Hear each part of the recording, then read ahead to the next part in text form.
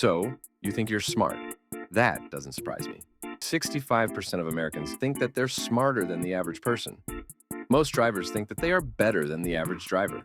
And yes, most people believe they are better at lovemaking than the average individual. Good to know that humanity has remained so humble throughout the years. Well, if you're so smart, then prove it. Tell me which of these is more probable. Linda is 31 years old, single, outspoken, and very bright. She majored in philosophy. As a student, she was deeply concerned with issues of discrimination and social justice, and also participated in anti-nuclear demonstrations. Option A. Linda is a bank teller. Option B. Linda is a bank teller and is active in the feminist movement.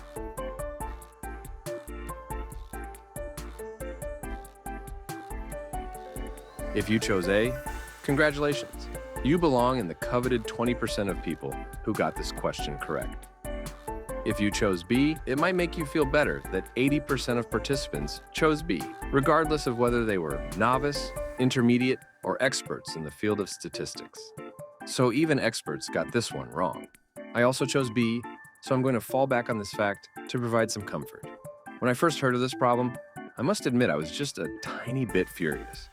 Linda seems like somebody who would indeed be a feminist. After all, she was passionate about issues of discrimination and social injustice. It would just make sense for her to also be a passionate feminist bank teller.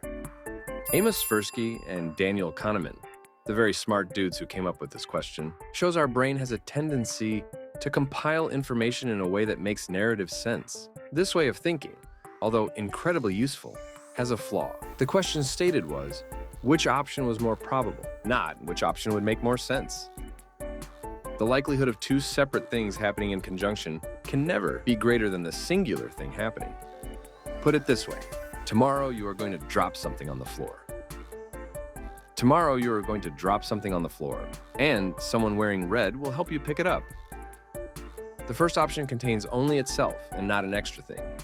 The second option, however, not only contains option A, but also extra things that make it option B. But imagine if I added more to this scenario. What if I said you work in a place where all friendly and helpful individuals are always wearing red? Would this change have changed your answer? Personally, the Linda problem did me a huge favor. It showed me I often think about problems in a fixed progression, often ignoring the simplicity that would fix my problem. When given all of this information, my brain feels tempted to use it, regardless of how relevant or irrelevant that information was. So whether you got it right or wrong, you've left this video smarter than before you clicked on it, unless you were a fivehead that already knew. So if you want me to boost your ego again or chop it down, don't forget to subscribe. As always, thank you for watching.